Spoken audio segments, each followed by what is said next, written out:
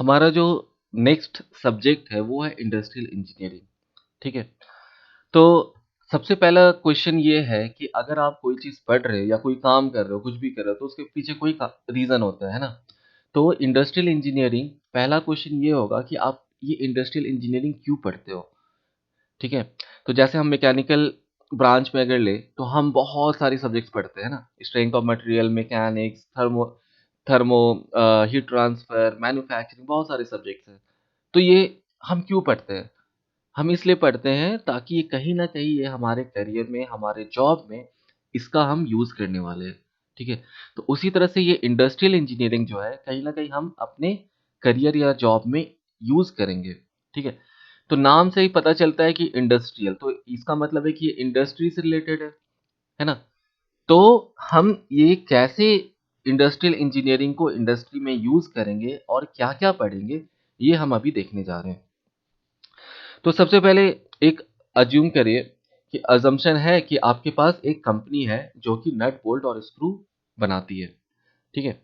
आपके पास ऑलरेडी एक existing company है जो कि काफ़ी सालों से चले आ रही है। तो इसका मतलब आपके पास प्लांट है, आपके पास मैन पावर है, आपके पास पैसे हैं, ठीक है? आपके पास मशीन्स है। अब आपको क्या करना है? प्लानिंग करनी है। प्लानिंग किस ईयर की करनी है? सो 2021 जो नेक्स्ट ईयर है, अपकमिंग ईयर, उसकी आपको प्लानिंग करनी है। तो ये फ्यूचर में है, ठीक है? तो आप सबसे पहला आपका क्या स्टेप होगा, क्या दिमाग में आएगा कि हमें क्या प्लान करना है? तो प्लान ये करना होगा कि हमें ये कितना प्रोड्यूस करना है। ऐसा तो नहीं है इसको 10,000 टन कर दिए या इसको 1 लाख टन कर दिए या 2 टन किए, है ना? तो कितना टन आपको प्रोड्यूस करना है, ये कैसे पता चलेगा? उसको बोलते हैं मार्केट डिमांड। और ये कैसे पता चलेगा कि मार्केट डिमांड कितना है? तो ये हम पढ़ेंगे फोरकास्टिंग में। तो ये फोरकास्टिंग क्या करता है कि ये आपके प्रीवियस डेटा जो है उसको देख करके बोलता है ओके कि नेक्स्ट ईयर आपका डिमांड जो होगा वो इतना होगा। ठीक है? तो सपोज़ कीजिए कि आपके पास ऑलरेडी डिमांड अब है, पता चल गई है, आप फोरकास्टिंग किए और आपको पता चल गया कि ठीक है, हमें 10,000 टन की ज़रूरत है। अब हमारा नेक्स्ट स्टेप क्या होगा? नेक्स्ट स्टेप क्या होगा कि इसको बनाने के लिए जो नट बोल्ट और स्क्रू है, इसको बनाने के लिए हमें क्या चाहिए? हमें माइल्ड स्टील चाहिए, जो इसका रॉ मटेरियल है। ठीक है? तो सब नेक्स्ट स्टेप हमारा होगा कि हमें रॉ मटेरियल चाहिए। अब ये रॉ मटेरियल चाहिए, ये तो पता चल गया कि ठीक है, माइल्ड स्टील जो है 10,000 टन चाहिए हमें रॉ मटेरियल। ठीक है? तो आप क्या करोगे? नेक्स्ट स्टेप क्या करोगे? जैसे आपको मान लीजिए आपके घर में गेस्ट आते हैं, ठीक है? आपको 10 लोगों का खाना बनाना है। तो आप क्या देखते हैं कि हमारे घर में कितना आलू क्या है, कितना प्याज है, कितना सब्जी है, कितना राइस है ना? तो सबसे पहले घर में हम झाँक करके देखते हैं कि हमारा पास कितना है और कितना बाहर से खरीद के लाना है, ठीक है? तो यहाँ पर फैक्ट्री में भी यही चीज़ होता है, इंडस्ट्री में भी वही होता है। तो ये सब हम पढ़ते हैं मटीरियल रिक्वायरमेंट प्लानिंग में और एमआरपी में। तो यहाँ पर भी ये क्या करता है, सबसे पहले अपने घर में झाँक के देखता है कि कितना रॉ मटेरियल है। तो यहाँ पे देखें कि ओके 1000 टन जो है वो घर में है। तो हमें कितना चाहिए और? तो हमें 9000 टन चाहिए। तो क्या हमें ये जो 9000 टन है एक ही बार में खरीद लेंगे पूरे साल के लिए? 1 जनवरी हुआ 9000 टन खरीद लिए, पूरे साल का काम हो गया। ऐसा करते हैं क्या? नहीं। जैसे आप ही देखो, आपको पूरे साल भर का आपको खाने का अरेंजमेंट करना है, ठीक है? तो क्या आप फ्रिज पूरा 1 साल के लिए भर देते हो कि 1 साल का रॉ मटेरियल लाए, खरीदे और उसको फ्रिज में ठूस दिए? ऐसा तो करते नहीं है। हम लोग 10 दिन का, 15 दिन का, महीने भर का सामान लेके आते हैं और फिर उसको थोड़ा-थोड़ा निकाल के यूज़ करते हैं। फिर 1 महीना बाद गए, फिर से शॉपिंग किए और 1 महीने का सामान ले आकर के फ्रिज में डाल दिए। सेम चीज़ कंपनी भी यही करती है।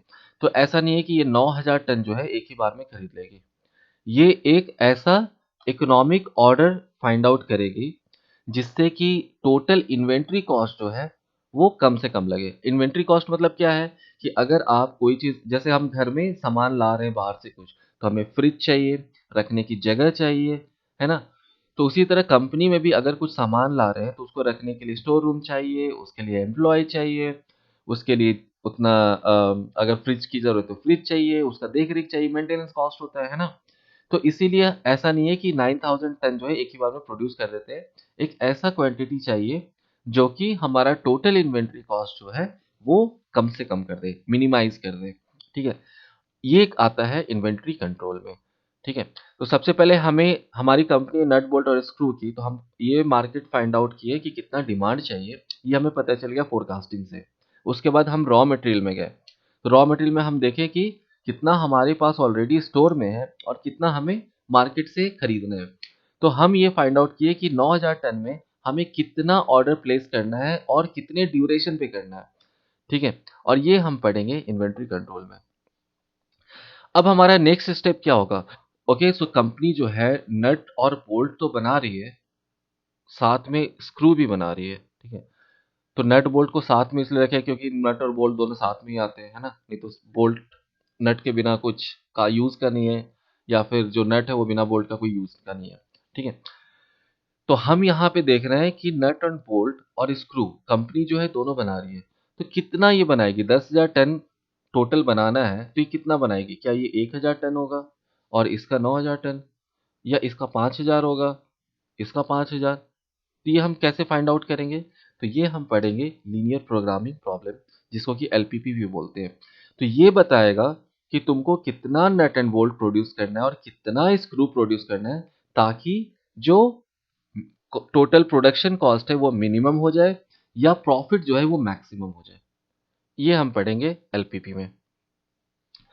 अब सपोज कीजिए कि आपके पास आपके फैक्ट्री में एक ही ड्रिल मशीन है।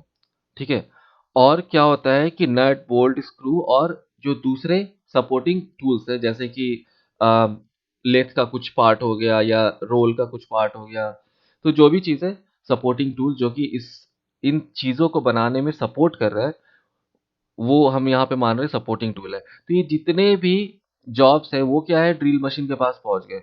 बोले कि यार एक काम करो, पहले मेरे को मशीन कर दो, और बोल्ट बोल रहा है नहीं पहले मुझे मशीन कर दो। तो इस ये जो नेट होगा, इसको प्रोसेस करने में कुछ एक टाइम चाहिए होगा, 1 मिनट, 2 मिनट, 10 मिनट। उसी तरह बोल्ट को प्रोसेस करने में कुछ टाइम चाहिए होगा, सबका कुछ एक प्रोसेसिंग टाइम होगा, है ना? और सब क्या किए, एक साथ पहुंच गए। ठीक है, तो ये ड्रिल मशीन क्या करेगा, किसको प्रोसेस करेगा पहले? तो ये हम पढ़ेंगे n jobs and one machine, जो कि आता है सीक्वेंसिंग में, कि ये क्या सीक्वेंस होगा कि कौन सा जॉब जो होगा उसको पहले मशीन करेंगे, जिससे कि हमारा टोटल प्रोसेसिंग टाइम जो हो वो कम से कम लगे। ठीक है, ओके। अब हमारा क्या है, यहाँ पे डिमांड पता चल गया, रॉ मटेरियल पता चला, प्रोडक्शन स्टार्ट की, प्रोडक्शन हो भी गए। ठीक है, अब हम क्या करेंगे, सपोज कीजिए कि आपके पास जो भी 10,000 टन है। ठीक है, तो ये तो फोरकास्ट है 10,000 टन, तो इसका मतलब ये नहीं है कि जितने भी कस्टमर है वो आएंगे आपसे 10,000 टन खरीद लेंगे। ऐसा तो होता नहीं, ये तो फोरकास्ट है ना। ये तो मतलब एक प्रोबेबिलिटी मान के चले कि ठीक है 10,000 टन जो है उसकी जरूरत है, हो सकता है कम भी हो ज्यादा भी हो। तो मान लीजिए आपके पास जो प्रोडक्शन है वो ज्यादा हो गया है, लोगों ने क्या किया, 5,000 टन को ही यूज किया, 5,000 टन बच गया। ठीक है, तो आप उसको कहाँ रखेंगे? ऐसा तो नहीं है आप प्लांट में जो भी बनता है वो प्लांट में ही रहता है, वो कहाँ जाता है, वेयर हाउस में। ठीक है, तो मान लीजिए आपके पास 3 प्लांट है और 5 वेयर हाउस है, जो कि मानते हैं कि एक यहाँ पे प्लांट है इस लोकेशन पे, एक यहाँ पे प्लांट है, एक यहाँ प्लांट है। जो वेयर हाउस है एक यहाँ पर है, एक यहाँ है, वेयर हाउस 3 यहाँ पर है, वेयर हाउस 4 यहाँ, और वेयर हाउस 5 जो यहाँ पर है। तो क्या ये प्लांट जो जो भी इसका प्रोडक्शन करके जो भी डिस्पैच करने के बाद जो भी बचता है, क्या ये वेयर हाउस थ्री में डंप करेगा, या इस पे वेयर हाउस 2 में करेगा, या वेयर हाउस 1 में करेगा, कहाँ करेगा? ठीक है, तो ये हम देखेंगे कि जिस वो ये जो प्लांट है वहां पे जा करके वेयर हाउस में डालेगा, और ये जो प्लांट है उस वेयर हाउस में डालेगा, जिससे कि टोटल ट्रांसपोर्टेशन कॉस्ट जो है वो मिनिमम हो जाए। तो ये हम पढ़ेंगे ट्रांसपोर्टेशन में। मान लीजिए अब कि हमें ट्रांसपोर्टेशन में डाल दिए। अब एक सिनेरियो लेते हैं कि कोई एक आपका फ्रेंड आया या आपका क्लाइंट आया, वो बोला कि एक काम कर भाई, मुझे ना 100 टन का नट बोल्ट या स्क्रू चाहिए, 100 टन का कर दे, अब मुझे बता दो कितना टाइम लगेगा। ठीक है, तो आप क्या करोगे कि आप सबसे पहले ये आप डिसाइड करोगे कि ठीक है उसको 100 टन का चाहिए, तो हमारा क्या प्लानिंग होगा। ठीक है, तो आप सबसे पहले नेटवर्क डायग्राम बनाओगे। ठीक है, उसके बाद आप क्रिटिकल पाथ फाइंड आउट करोगे, और उसके बाद आप फाइंड आउट करोगे कि प्रोजेक्ट ड्यूरेशन क्या होगा। तो ये हम कहाँ पढ़ते हैं, ये हम पढ़ते हैं सीपीएम एंड पर्ट में। ठीक है, तो इसलिए हम ये इंडस्ट्रियल इंजीनियरिंग पढ़ते हैं कि जब भी आपकी खुद की कंपनी हो या आप किसी कंपनी के सुपरवाइजर हो या मैनेजर हो, तो आपको ये सब प्लानिंग करनी पड़ेगी। ठीक है? तो यहाँ पर हम ये सारी चीज़ें पढ़ेंगे, forecasting, MRP, inventory, LPP, sequencing, transportation, PERT CPM, और इसके साथ-साथ कुछ और भी टॉपिक्स हैं जैसे कि क्यूइंग थ्योरी हुआ, एग्रीगेट प्रोडक्शन प्लानिंग। सो ये सारी चीज़ें हम यहाँ पे इंडस्ट्रियल इंजीनियरिंग में पढ़ते हैं। तो ठीक है, चलिए स्टार्ट करते हैं अपना पहला टॉपिक।